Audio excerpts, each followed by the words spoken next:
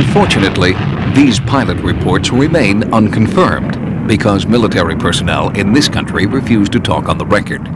But in Russia, one former Soviet pilot is talking. In 1991, a pilot in Russia came forward and told of a frightening UFO encounter. Risking ridicule, Maxim Cherbakov was determined to tell what he maintains is the true story of his bizarre experience. At 19, Cherbakov was one of the rising stars in the Soviet Military Flight Academy and became the Russian equivalent of a Top Gun. His flying record was impeccable until August 1991. Then, on 2 separate occasions, he had strange mechanical malfunctions in his jet aircraft. On one occasion, he was forced to eject. An investigation of that incident concluded that Cherbakov had acted calmly and rationally. But 12 days later, a third incident would change Cherbakov's life forever. 20th August, second shift. I made 2 flights with my commander, and third flight I made on my own. I gained an altitude of 3,900 meters. Then suddenly, I saw a ball in front of me, about 20 degrees to the right. He watched the object for several seconds. Then, as it came toward him, Cherbakov tried to radio the base. The light from the UFO was blinding. A sense of unexplainable fear came over me. On the back of my head, I began experiencing warmth. I felt as if someone was present and watching me. My movements were under control, controlled by someone other than me. Cherbakov claims the reddish-yellow object started maneuvering around the aircraft. For several minutes, it kept up with the jet's airspeed and mimicked its movements. During that time, Cherbakov was unable to communicate with his base commander. The radio emitted only a squealing sound. Pilot Cherbakov's description of the UFO moving relative to his own airplane is really quite common. Dr. Richard Haynes has documented over 3,000 pilot sightings of UFOs.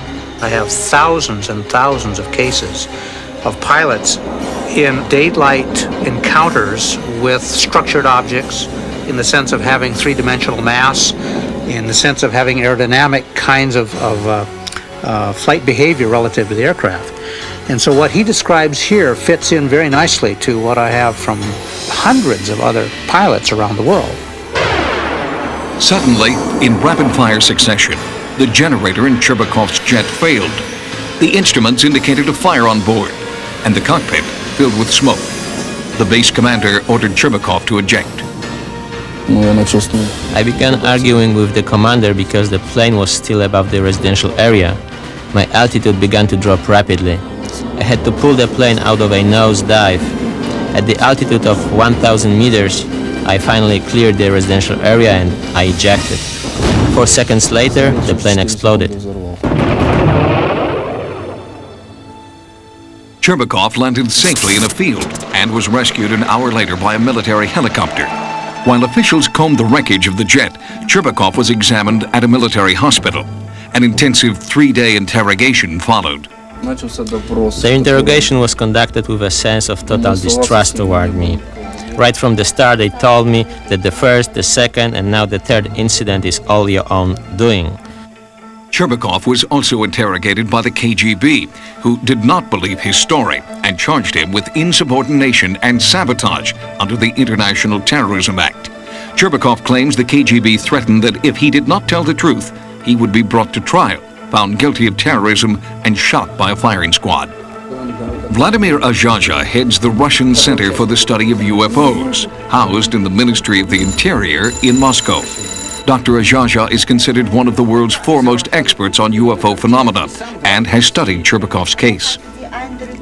We concluded that Maxim has a normal, healthy psyche and is not inclined to fantasies. Retired Major General Albert Stubblebine is a former commanding general of U.S. Army intelligence. He witnessed and documented a hypnosis session conducted with Cherbakov by an American psychiatrist.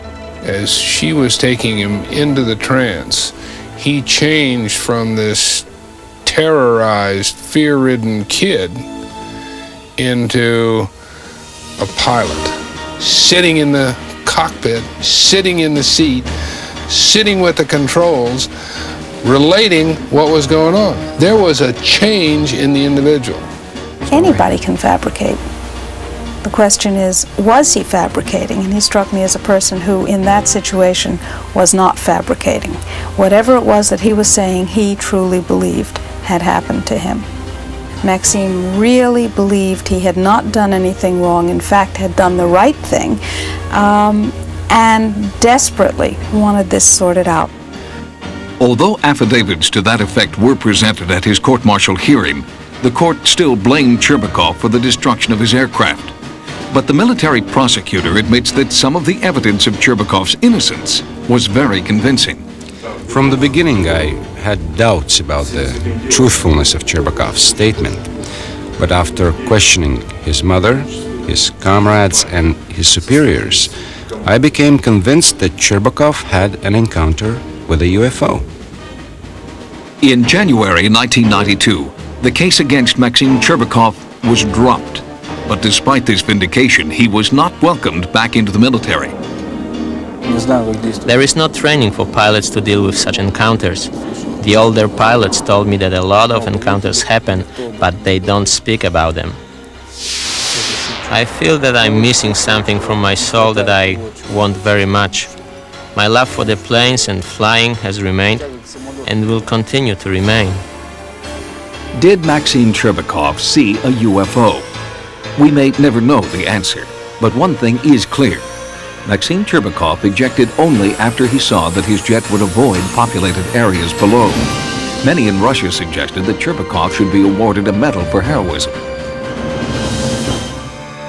The United States Air Force admits that between 1952